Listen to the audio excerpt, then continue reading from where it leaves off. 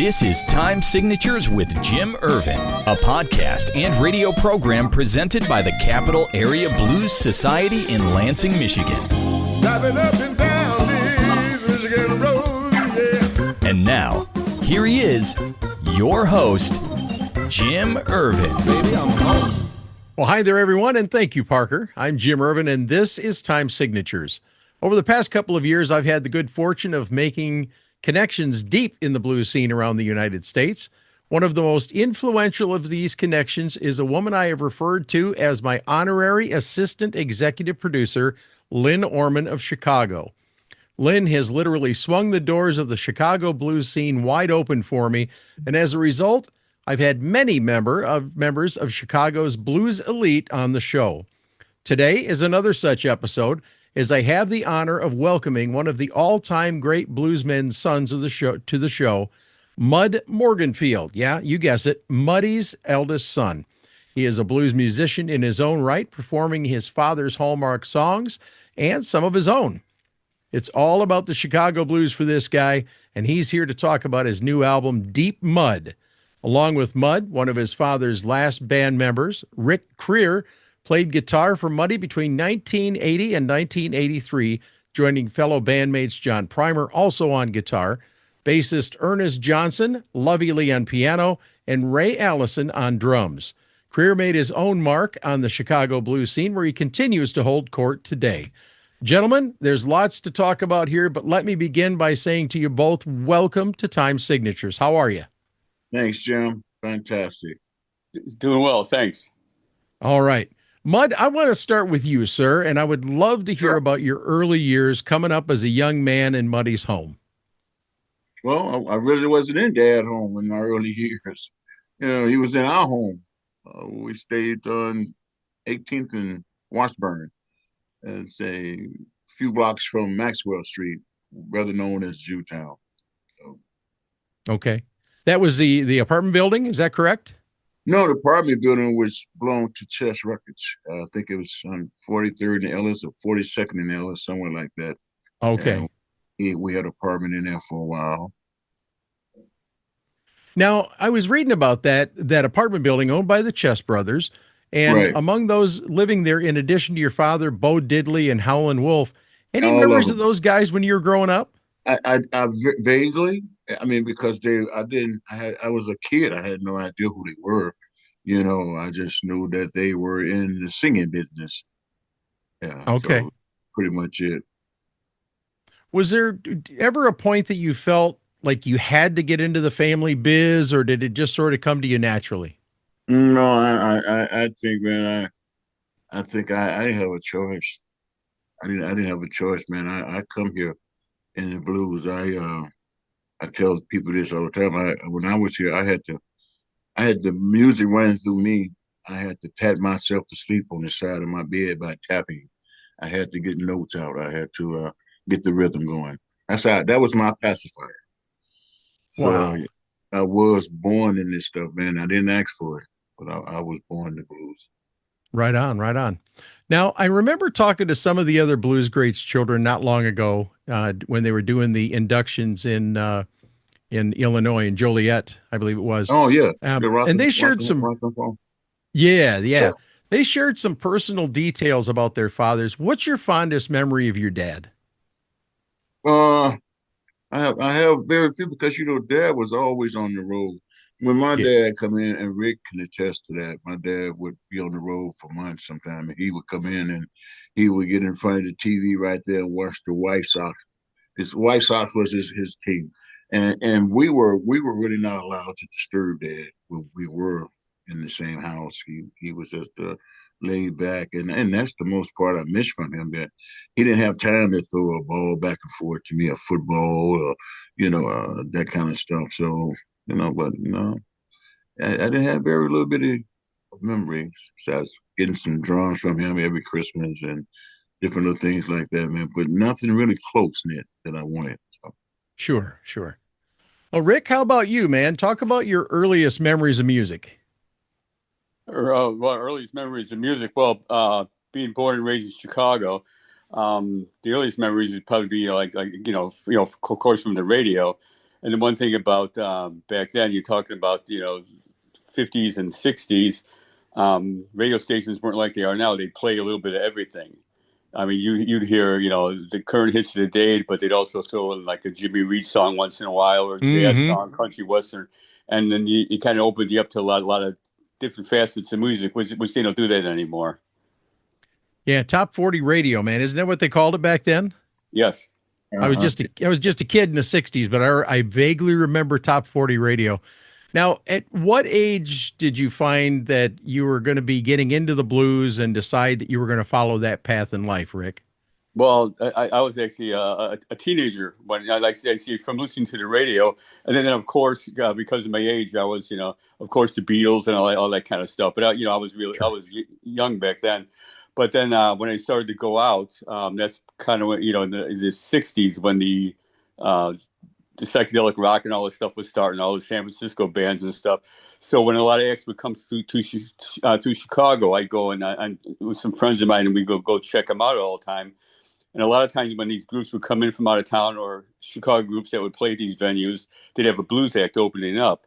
And I didn't know about any of these blues acts or anything, but one of the first blues acts I saw was Muddy Waters back in the in the late '60s. And then Wow. I checked. I go, but this was great. And then I remember leaving the venue. They used to have these a newspaper called The Seed, which was like an underground newspaper. And on the back of the newspaper, they'd list a little club listing, and it listed that Muddy Waters played every Friday and Saturday at a place called Peppers. And after seeing them at one of those rock venues, I said, well, I got to go and check out Muddy Waters one of these weekends. So a friend of mine and myself took the L down to the south side. I was probably like 16, 17, and way underage. So we got off the L, walked a few blocks to Peppers, and walked to the door, thinking we'd never get in, and actually got in. And here I am sitting Wow. in a blues club with a beer in front of me at like 60, 70 years old. So yeah, it opened the whole world up. And unfortunately, the first time I went, Muddy Waters wasn't there, because I remember the band from a few weeks before, and when the band was setting up, I go, "Man, these don't look like the guys that we saw a couple of weeks ago." And then the band that was playing was Otis Rush, and then seeing him, I mean, that just opened everything up, and the whole world opened up. Man. Rick, I'm going to stick with you for just a moment here. I know that you were part of the final iteration of Muddy's band. That Yes. must have been some phone call, man. Can you tell me and share that story with us? How and how did you feel when you hung up on the with that conversation that day? Well, at first I thought it was kind of a joke, because I was, I was always kind of shy. So when I went to these clubs, I was calling to kind of watch the guys and watch how they play. So I really didn't sit in that much or anything. But back in those days, if you were white and in those clubs, you were probably a musician, which just about everybody else was. Mm-hmm. So I got to meet a few of the guys, and then I started to sit, they kind of forced you to play because they knew you played. So I got up there, I started to meet some of the guys, and one of the guys I met was Mojo Buford, who was a harmonica player. And he played off and on with Muddy from the 50s, 60s, 70s, and even into the 80s. And then did some work with him, and then he kept saying, "Oh, he goes, he just called Muddy Bro Mud." He goes, "Yeah, Bro Mud's he's gonna be looking for a band soon. He's gonna be looking for a band soon." And it was like kind of in one ear and out the other. And then one day I was, I'm still living in my parents' house, and then phone rings, and this guy, this was Muddy Waters, and I'm thinking, nah, I don't think so. And then. What George told me about you. And George was Mojo's name, George Buford, and Mm-hmm. he goes, yeah, I'd be interested in getting to know you a little bit. So I said, man, this sounds real. So then I got off the phone to talk to Mojo. He says, yeah, the Mud call you? I go, yeah, and he goes, well, oh, we're gonna ride out there. So we rode out to Muddy's house. He lived in Westmont at the time. And that started the whole ball rolling. Wow.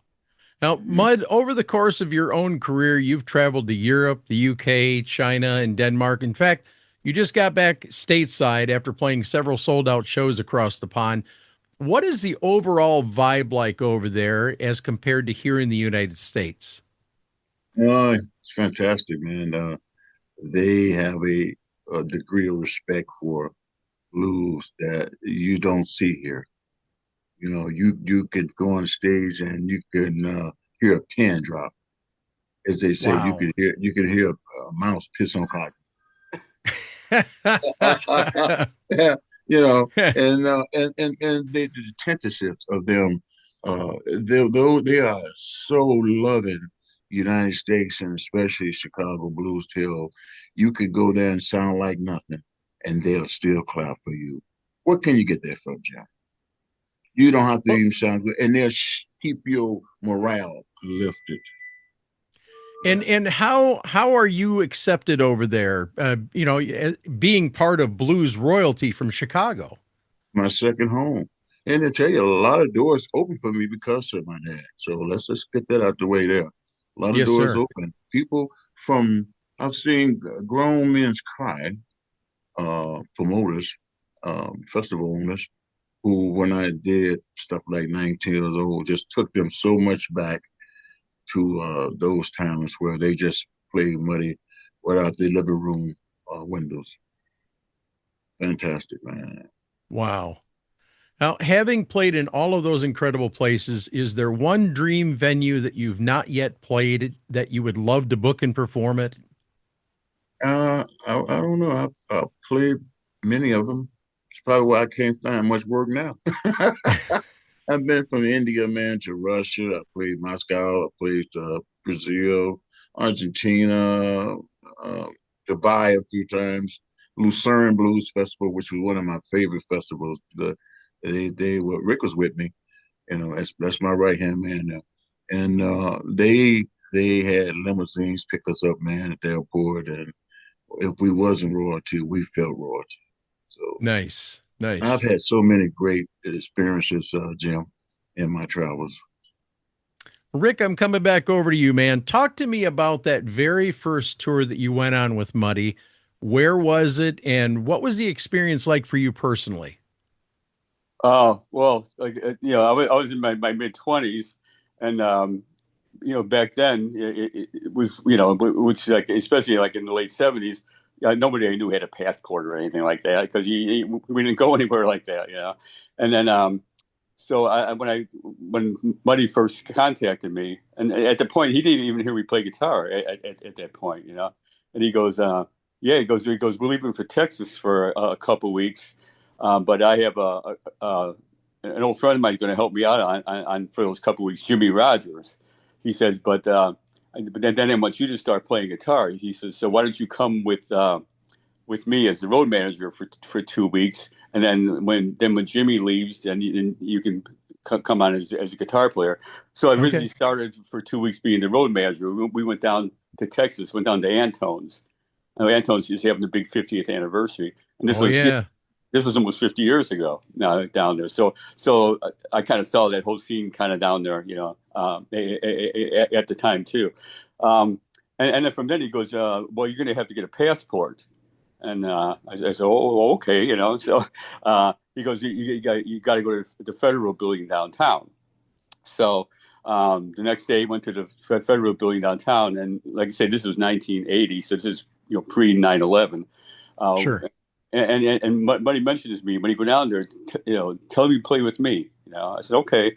So I went down there and got me a little picture taken. Went there and went to the booth and um, applied for the passport. And she goes, well, take a week to 10 days to get. And I said, well, I was supposed to mention, I'm playing with Muddy Waters. And one behind the counter goes, oh, Muddy Waters. Oh, we know Muddy Waters. She goes, hold on a second. So I'm standing there. So she goes, sit down. And we'll be within a few minutes. So I sat back down. Half hour later, she goes, Richard? I go, yes. And walked up there. It was my passport. Wow. Wow. Wow. That's how you Like, get it done, man. yeah, Wow. in about an hour. But those days are over with now, But Oh, it's yeah. kind of amazing. And then went down to Texas and that for 2 weeks. And the first gig I actually played with him was in England. So and that's a whole different world too. I was never anywhere overseas or anything like that. So it was Yeah, amazing experience for somebody in their mid-20s, you know. Plus Yeah. just being around those guys, especially being around Muddy, you know. So Mhm. Yes, sir. Now, Rick, Lynn tells me that I have to ask you about the night that you guys were playing at the club when the Rolling Stones showed up. Where was it? Who was in the band that night on stage with you? And what the hell was that evening like? well, we were on the road. We came back on like a Friday or something like that, and then Muddy's manager called me up and said, "You guys are going to be playing at the checkerboard, you know." And the checkerboard is like, that's when Buddy Guy owned it. And checkerboard is a very small little club. It probably holds 40, 50 people. Oh, And then wow. I knew the Rolling Stones were going to be in town that week, so I figured, something's going on, but nobody actually said what was going on. They just, something's going on. So then we were told to meet at Muddy's house on the his original house on the south side, the one they're making into the museum now. Mm-hmm. So we met down there. The whole band met, and we had a couple bands down there, and so we go to drive over to the checkerboard. The checkerboard is probably less than a half a mile away from where we were at Muddy's house there. And as soon as we get on 43rd Street, headed toward the checkerboard, the road's blocked off there, and there had to be 1,000 people out in the street, and mostly you can tell young kids from the suburbs are out there, and Mm-hmm. lo and behold, the Rolling Stones were going to come down and watch Muddy play. So we got on stage and started to play. We played a set, and then we started the second set. And while we were playing the second set, then the Rolling Stones came in, and then that's what you see in the film. They kind of came in one by one. So that thing was all kind of like pre-planned and everything, That But was it was quite the night because yeah. I mean everybody was there. I mean the Rolling Stones were there, and Buddy Guy, Julia Wells, and Lefty Diz, and you can just go out and name on and on and on. Oh yeah.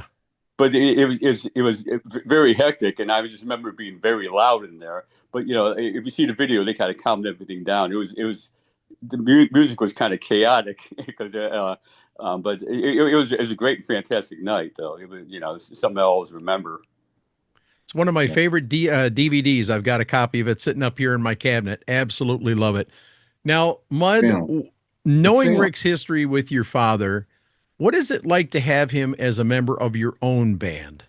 Oh man, it's a gas because I dug this guy, man. I think just by the relationship my father had with him. My dad trusted Rick wholeheartedly. I don't know how he built that with him, but anytime my father would give you his guitar, he named Horace, to take home with you, that that tells you he had a great deal of respect and trust in Rick. It was on the gig, and Rick could tell you the story better than I could. Muddy's a guitar. He told Rick, take it home, bring it back the next gig. And that was amazing because he didn't go nowhere without a horse. So, but Yeah. he did. And plus, Rick is he's a kind-hearted guy, easy to work with, always got room for compassion.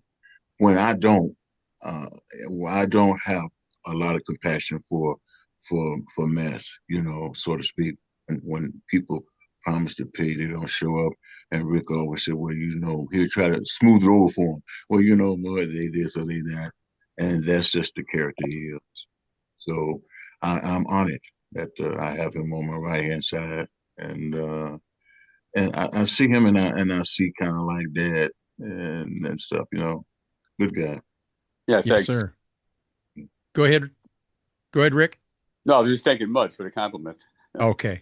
Well, Yeah. Rick, I wanted to ask you now, how does it feel to be back on stage playing some of those old standards like Strange Woman, Mojo, but this time you're doing it with Mud?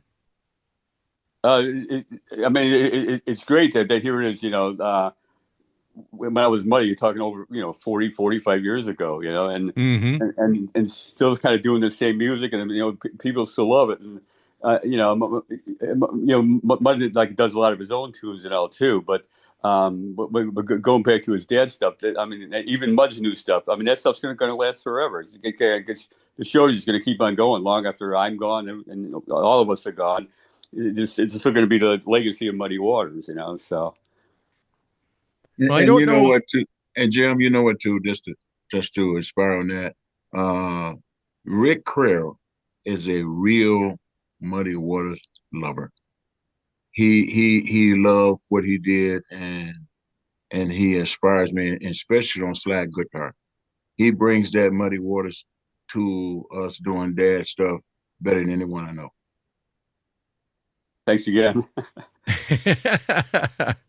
Well, and the other aspect of this, Mud, and Rick, I don't know about you, but there's absolutely some similarities between Mud and his father's voice. Am I correct? Am I missing something here?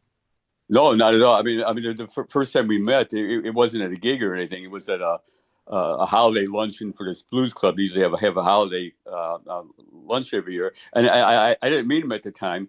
So somebody brought me over and introduced me to him, and I go, "By this guy really kind of looks like Muddy a little bit." But he had like a hair hat pulled over his head and stuff at the time, and he was talking. As soon as he started talking, he sounds like Muddy. But I knew it was Muddy's kid. As soon as he laughed, I go, "Oh, this is Muddy's kid right here." They got the exact same laugh, you know. But Oh man. yeah, but when it comes to singing, there's nothing closer, you know. And I've been there, so I can attest to that. So Yeah.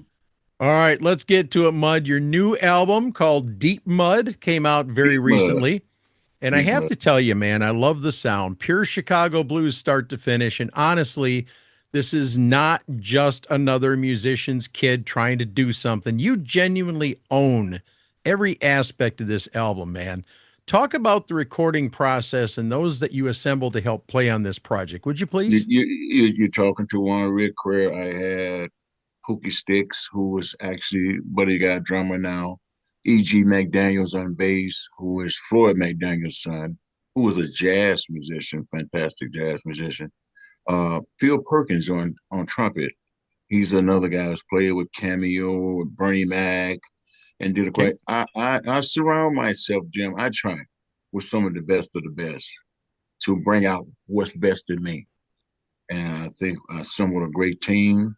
These guys, I couldn't have done it without them. I'll put it like that. On my new stuff, I couldn't have done it without him, especially Studebaker John. He was just amazing. The guy got a alien ear. he can hear, and if you listen at Bring Me My Whiskey, that's got Studebaker John written all over it. Well, and I have to tell you, when I heard Strange Woman the first time, I was like, damn, that sounds like Muddy.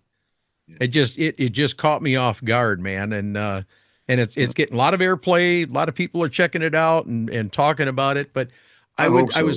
I was told that I had to ask you about the song you wrote for your mom on this album. Yeah, yeah, yeah. Well, I mean, my mom was 92, and I lost her in March, and I started writing that song when she started getting sick, but I finished it when they sent her home on hospice. So wasn't nothing else they can do for her. And I finished it up. Very hard song to sing, very hard song to finish writing, but I had to get it out there in honor of her. Well, let me tell you, I lost my own mom about 3 years ago, just over 3 years ago, and I No, and understand. I know you ain't here. I already know. It sucks to be in that I club, see it in brother. your face. I see it in your face right now. Yes, Even sir. mentioning her, I can see it. Yes, sir. Yeah. Yeah. Well, it's a wonderful thing that you did for your mom, that's for sure. Uh, John Saxtetter of Blues Blast magazine said this about Deep Mud. Muddy would certainly be proud that his son continues to provide the music style developed by his father and Yeah. extended it with new material in the same form. Yeah. Sounds like high praise to me, man. What do you think of that? I appreciate it. And I didn't see that article there, but you can assure him that it ain't over to the fat lady scene. Me and Rick and Studebaker John, we're in the lab right now working on new stuff. And Woo! we I like that. but we just don't want to to interfere with all the hard work that we put in Deep Mud. So we have to just hold back. But I do want to be ready for my family, fans, and friends with new stuff. So, Very nice. And it's good to hear that you're going to continue on that path and keep oh yeah, writing.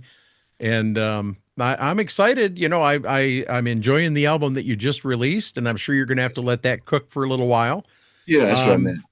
yeah, absolutely.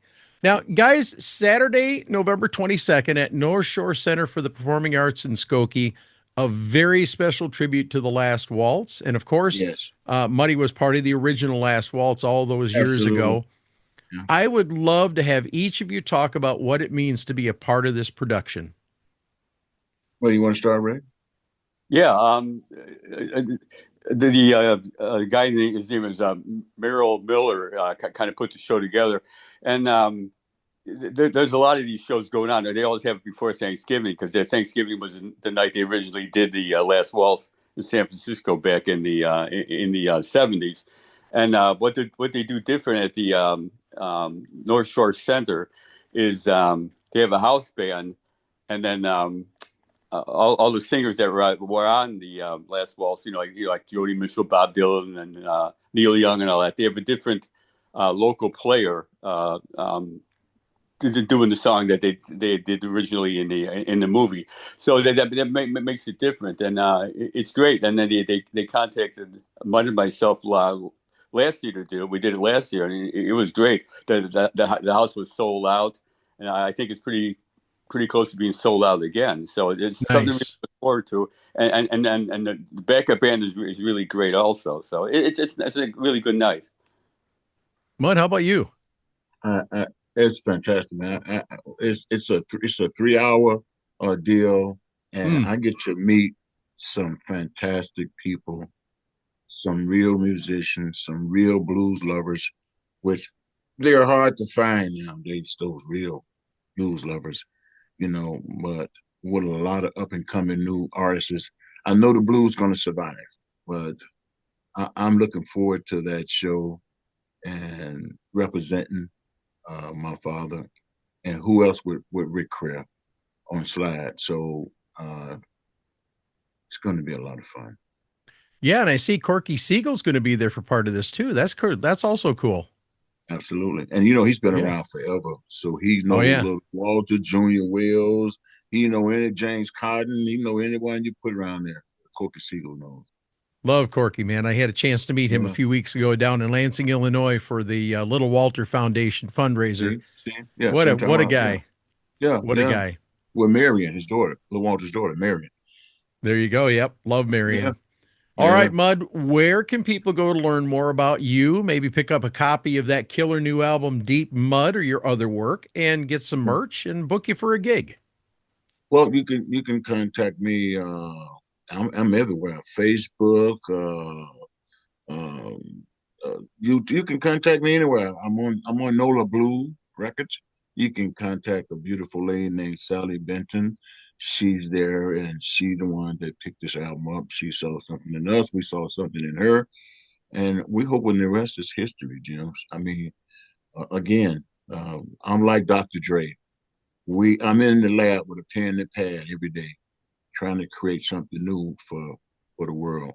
It's easy to leave something bad here, but it's a lot easier to leave something good here.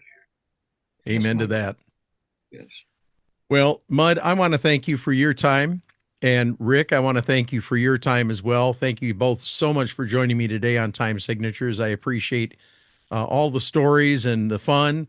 And Yeah. looking forward to meeting both of you next weekend in Chicago. Are you wait, are you coming? Uh, well, yeah. Oh, great. I look forward to meeting you. Yes, absolutely. I'll have my camera with me. I'm guessing Lyndon didn't tell you, so that's okay. Well, she'll be there too, and just let me send it's an early shout out. But happy birthday to you, Lynn. Her Oh birthday's coming. yeah. Yeah, birthday, Lynn. Yeah. Happy birthday, Lynn. There you go. My honorary executive assistant producer. I love her to pieces. And She's stick around here, guys. fantastic.